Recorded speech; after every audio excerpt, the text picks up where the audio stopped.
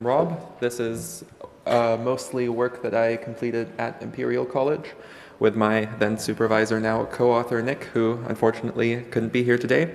And yeah, I'll get right into it. So the idea of this paper is that we identify a particular programming pattern used in type-level Haskell code involving data kinds and type classes, and we talk about how this pattern is kind of inconvenient to use by default and how we can make it a little bit better with an extension of the language implemented here as a GHC compiler plugin. So traditionally in Haskell, a type class sort of constrains how we can apply a polymorphic function, right? We have a function that can be applied to any type, but only if it satisfies some property for which we need to provide this type class instance, which allows us to then call the methods of that class.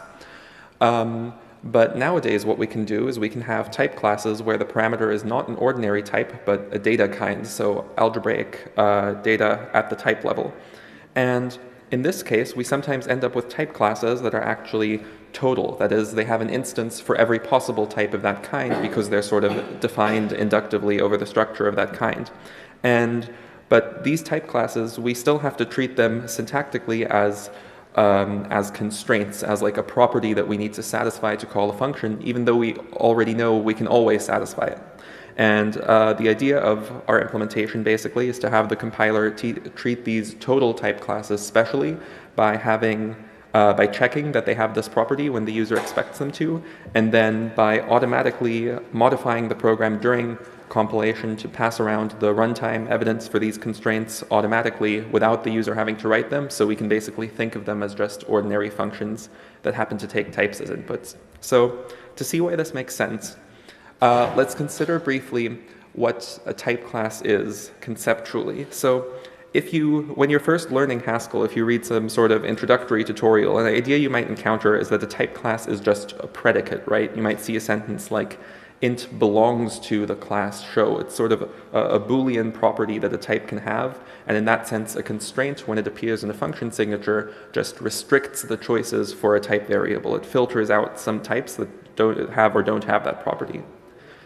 But in practice, in the implementation, a type class is more than that because it actually contains data, right? The instances of the class construct the implementation of the methods, and you have to pass that around at runtime. So an instance like showInt is actually like a piece of data, and a constraint is really just another parameter of your function, except it's one that the compiler sort of passes for you via constraint solving. And notice that traditionally this distinction doesn't really matter, right? Since Haskell will only let us have one instance matching a particular type, there's really no way to actually observe this difference because like either an instance exists or it doesn't. As far as the programmer is concerned, it effectively is just a Boolean property. But now let's see what can happen when we use type classes with data kinds. So we'll use this example here. I'm sure you've all seen it before, where we have these type-level natural numbers to sort of statically record the length of the list, which is very useful. And think about what happens when we want to implement some operations on this data type. Say, for example, we want to compute the length of such a vector. We could do the same thing we do for a list and sort of iterate over the vector and count the elements, but that's kind of unsatisfying, right? I mean, sure, we've gone to all this trouble to have the length available statically. It's right there. Why can't we just return it? And of course, we can't actually just return n here because polymorphism in Haskell is implemented via type erasure. So when we run this function at runtime, we don't actually know what n and a were. We only have the data of the vector available. So what we can do to remedy that is use a type class like this isNat here, where we take as a parameter a type-level natural number, and we have a method that just returns the corresponding term. So we just do this sort of like basic recursion over the type to transfer the data from the type level to the term level. And then when we call the method at our type n that we want, then it gives us the corresponding term. But to do that, you can see here we've had to add this constraint isNat to the type signature here, to declare that we want to keep that information around at runtime so that we can call this method. But this isn't really constraining anything, right? We're only using it to tell the compiler to hold on to this information. It's not actually telling us anything about how we can call the function, because like we know that for any n we can satisfy this constraint.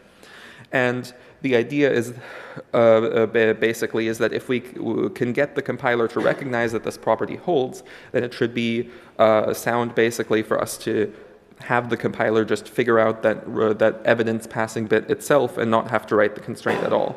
So to formalize that a little bit more, when we have a construct like this, where we have some type variables and a constraint as a precondition and then another constraint on the right, we say that this is a total constraint if whenever we can solve foo A, we can also solve bar A. So you sort of read the statement here as an implication.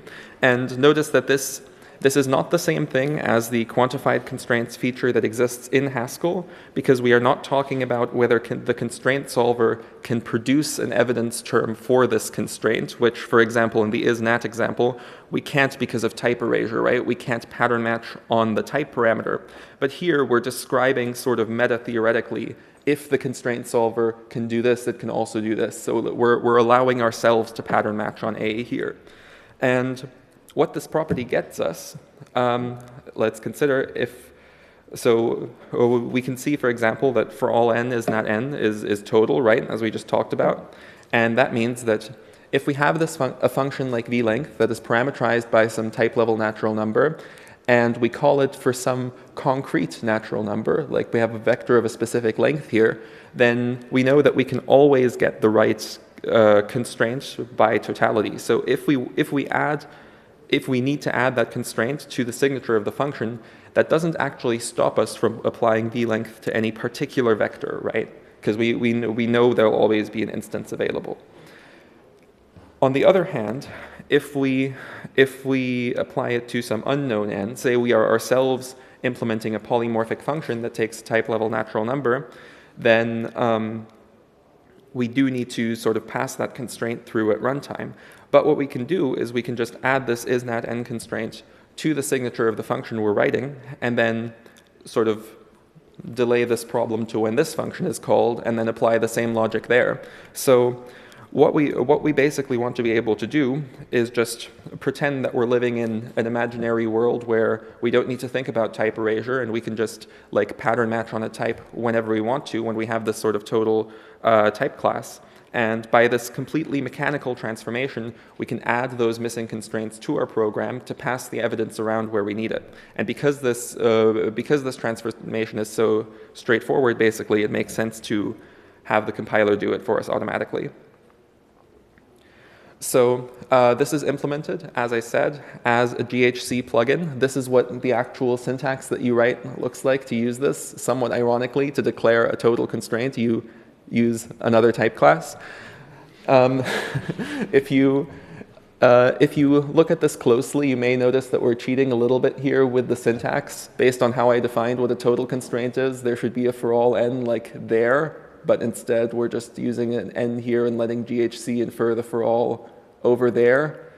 That doesn't entirely make sense, but we would need to like use an impredicative type to be able to put a quantifier on the inside. And because we can only have these instance declarations at the top level, it's unambiguous what is meant by this, and this just makes it more convenient to type.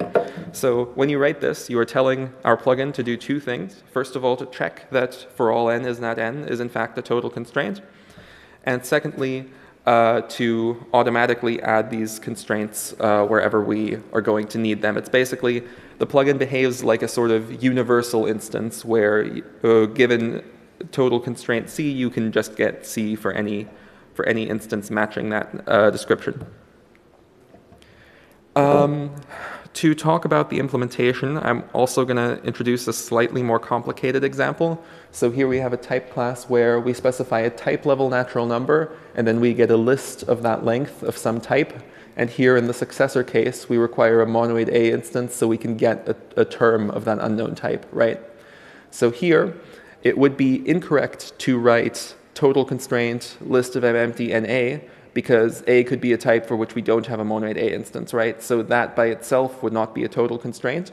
But we can add this precondition here, which, again, strictly speaking, would make more sense if it was in there, which tells us that this class is sort of conditionally total. And then when checking, we match that up against the precondition in this instance here, and then that's all good. So I'll go into a bit more detail about how the checking part works. So for a general total constraint, where in practice we could have multiple type variables here or multiple preconditions, there we do 3 separate checks, which together imply that the constraint is total. So the most important thing here is basically what we call exhaustiveness. So if we have any concrete type of this kind, we want to check that it will match some instance of the class, right?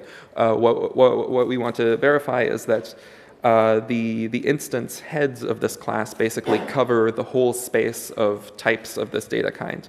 And if that's not the case, then clearly it can't be total, because then we have a counterexample where we won't be able to get an instance.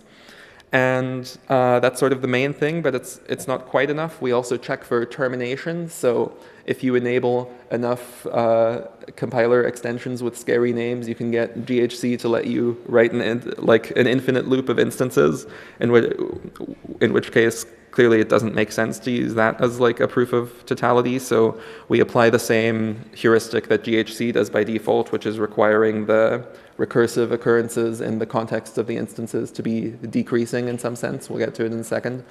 And then finally, we handle these like preconditions that you can provide for the total constraint and allow those to sort of discharge preconditions of the instances themselves. And sorry, could you clarify there? 3 doesn't look like a statement in the theorem. Yeah, so that's basically, if you go back to this one, here we have the monoid A as an additional precondition to be able to use this instance, and we check that the preconditions that you've qualified your total constraint with are sufficient to imply that. So if you left off the monoid A here, you would get an error that for the totality check you can't satisfy the monoid A there. So we need that condition then for it to make sense, but what are you checking when you're checking these 3 conditions? For the third condition, we're checking that if you assume whatever you've provided here, then you can use that to satisfy whatever is required in the instance there. And that's necessary for it to be valid, that like you can use this as an inductive step in your proof here, basically. Okay. Right. And so this check is sound but not complete. There's a slightly more elaborate proof in the paper. And yeah, we cover many sort of reasonable inductive principles for these type classes with this. The general case, of course, is undecidable because like type classes are basically Turing complete. You could like make a type class whose instances are the rules of a Turing machine, and then totality checking becomes the halting problem. But we can get pretty far with these sort of heuristics. So to discuss in a bit more detail, for this exhaustiveness check, basically the thing to note here is when you look at the heads of these instances, these are just patterns, right? When you find the right instance to satisfy some constraints, you're basically just doing type level pattern matching. And because these aren't normal types, but this is a data kind, this can be exhaustive, right? We've covered both of the constructors here. And we already know how to do pattern match checking for functions. We already know how to check whether it's exhaustive. We already know how to find a counterexample. GHC already does that. So basically, we just exploit that fact, and we take these type level patterns and sort of generate this function where we turn them into equivalent term level patterns and then just ask GHC if this pattern match is exhaustive. So if, for example, you'd left out the 0 case here, you'd be missing this, and then it would tell you you're missing a 0 case, and then we just transport that information sort of back to the type class, and we get all the benefits of the pattern match checking features that GHC already has. It can find you a counterexample in most cases, and basically here, obviously, it's fairly obvious, but if we had a more complex data kind with more cases, it can help you figure out what case you've missed in your instance declarations, just like it would for a function. For the sort of termination checking for inductive steps, as I said, we're concerned about like instances like this where you sort of use the same thing or have a loop between multiple instances, in which case like that shouldn't be total, right, since the constraint solver won't actually terminate. And we use the same heuristic here that GHC provides by default, which is comparing sort of the syntactic size of the constraints here. So here, because we have an extra constructor attached to the variable, this is larger, and that's sufficient to like determine termination. This is the main source of sort of incompleteness here, given that like there are different orderings we could use that would let us check more than this, but this covers many cases since GHC actually enforces this by default unless you tell it not to, and it's fairly easy for the programmer to understand.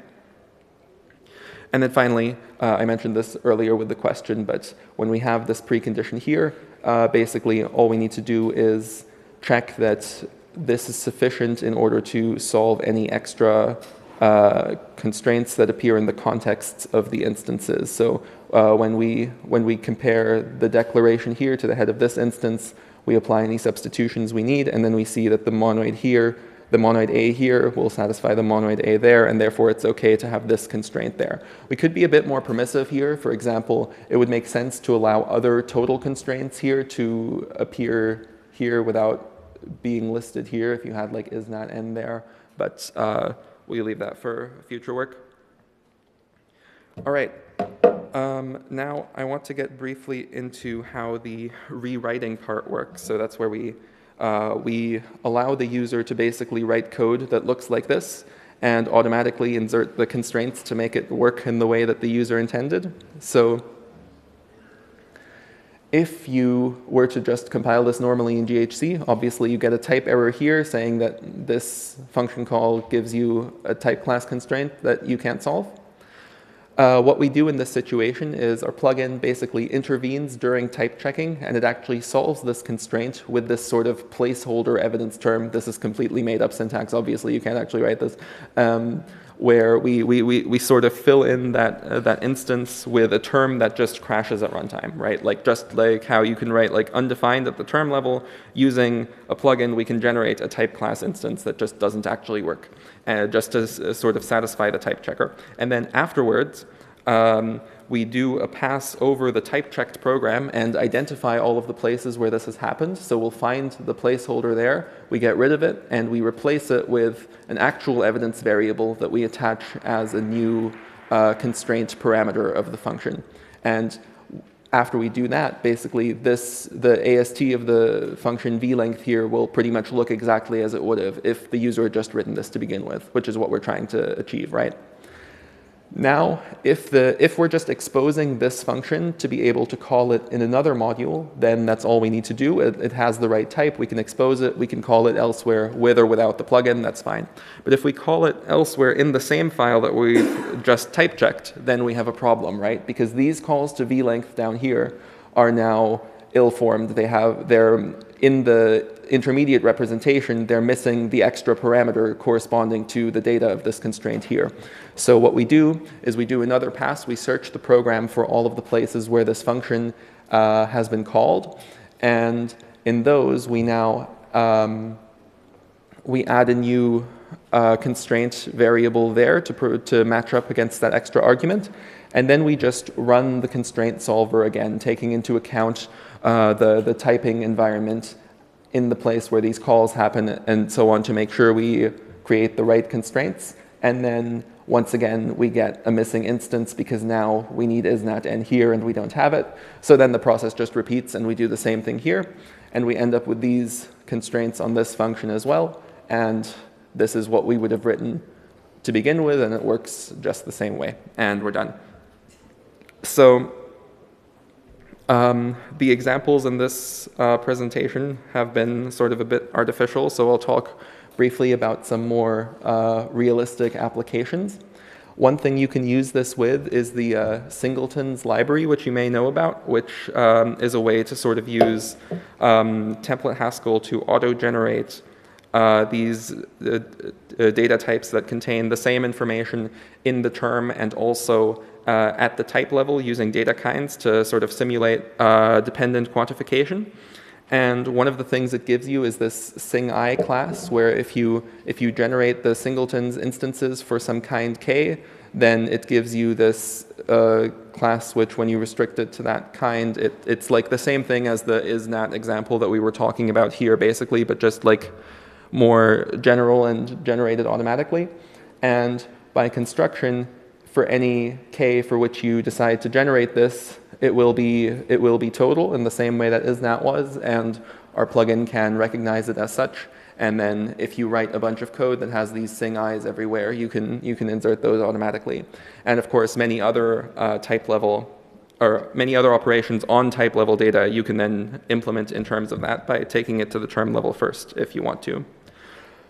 One other case, which was actually my co-author's original motivation for this, is when you're working on an effect system. Often what you'll see in like Haskell effects libraries is you have these type level lists of like functors representing the effects, right? And then every term is parameterized by these type level lists, which means that any operations you want to perform on them actually depend on that type level information, and you need a type class to like merge the lists together or operate on them and all of that. So what ends up happening is that all of your functions call a bunch of these type class methods, and you have like the same constraints with all these type variables in all of your functions. But all you're actually doing is just doing induction over these type level lists, which once again is like trivially total. So you can avoid having to specify all of those constraints everywhere and just be able to call the operations directly as if they were just functions.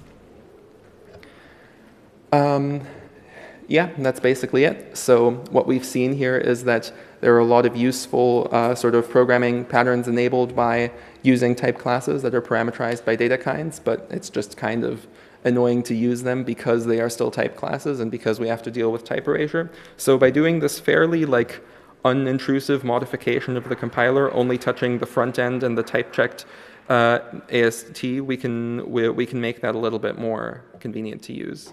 And yeah, that's it.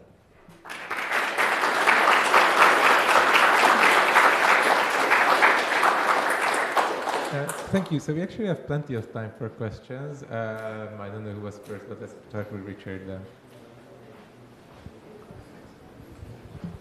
Thanks for the talk. Where does totality enter into the picture? And there's sort of two halves of that question, in that one is, I mean, the transformation that you're describing also would make sense for non-total type classes. And then the other is, had you thought about the fact that there's exotic types? I don't have a better way of saying it. There's types that are like your natural numbers contain things that are not natural numbers, like stuck type families. Yes. Okay, I'll do both of those questions in sequence. So the first question was, why does it make sense to do this specifically for these total type classes? Couldn't we do the same transformation for like any type class? And that's true, but the thing to consider is that for an ordinary type class, we have the sort of additional semantics of the constraints in terms of that it allows us to call the function only at certain types, right? With a total type class, we know that for any concrete call, when we propagate the constraint through our program, right, at some point we'll have a call for some known type, and we know that we can discharge the constraint then using the existing instance declarations that we actually have. Whereas if we did that for a normal type class, if we did it for show, say, you could propagate a show constraint to every function in your program and then end up calling one of them at a type that actually doesn't have a show instance, and then that would be very confusing. And sorry, can you repeat the other question? About sort of how do you account for types that sort of don't make sense but exist anyway? So yeah, you can sort of, it's not technically true that induction here implies that for any nat we can have an instance, because you can do things like define a type family with no equations, or that like reduces to itself to sort of create a type of any kind. I claim that you are unlikely to run into this because, in the same sense, right, a function, most functions in Haskell can never actually be total, because you can always have, using laziness, you can always have like a non-terminating term, right? But it's still useful to think that, like, okay, I have this function, and if I apply it to any like term that will actually normalize, then it will return a value. And it's still useful to think of functions as total in that sense. And I think that in the same way, this notion of totality is still valuable to think about, even if you can like summon up an edge case where it breaks. But it's still safe, right? Like, so for these exotic types, you just get a type error after the plugin runs because there would be a missing instance for yes. So at the end of the sort of rewriting process, if you end up with a constraint that doesn't actually contain any free variables that are polymorphic in that function, then it sort of detects that something's gone wrong. It's a stuck type family or something like that, and then you'll still just get the normal error that you're missing a type class instance. Pass it to Simon. What about higher rank types? Seems that this rewriting thing is just going to be incomplete. Yes, okay, that's true. We've talked here about the case where we're adding these constraints to the signatures of functions. It is the case that you can sort of witness whether a function actually has a constraint or not by, say, if you have a function whose parameter is a polymorphic function, and you were to try to pass, for example, v-length to that, then you can't sort of propagate the addition of the constraint here, since like you might have imported a function from another library that doesn't supply the constraint. That's true. In that case, the rewriting will fail there, and you would have to manually, like, for example, provide like change your higher order function to provide the constraint or something like that. The idea, so indeed we can't like cover all cases like that. The idea here is that we're focusing on the common case where you have a bunch of top-level functions that have a lot of these constraints that you're using everywhere in your program, and we can save the effort of having to do it there. If you write a bunch of functions like this specifically to be able to pass them to some sort of higher order combinator, then yeah, you still have to deal with the problem in that case. So there's always a bit of a trade-off, isn't there? The more you do implicitly under the rug, the easier it is to get stuck in a situation in which that doesn't quite work, and then you've got to explain to the user what didn't work, and explain to the user a mechanism that they can understand how to fix it. So that's true. One trade-off somehow. Yeah, one particular limitation there is because we're kind of limited to what we can do with the plugin here, since that's how we chose to implement this, we kind of lose the ability to distinguish between a function that's like truly parametric and one that can have these implicit constraints added to it, right? If you could imagine if instead we were choosing to implement this as an extension of the compiler itself and we could just add new syntax, we could perhaps put that information in the quantifier instead. And when we write for all n, which we haven't written here, but you could imagine that we have a different quantifier that says it's okay. I don't care about this function being parametric. It's okay to add constraints depending on this variable.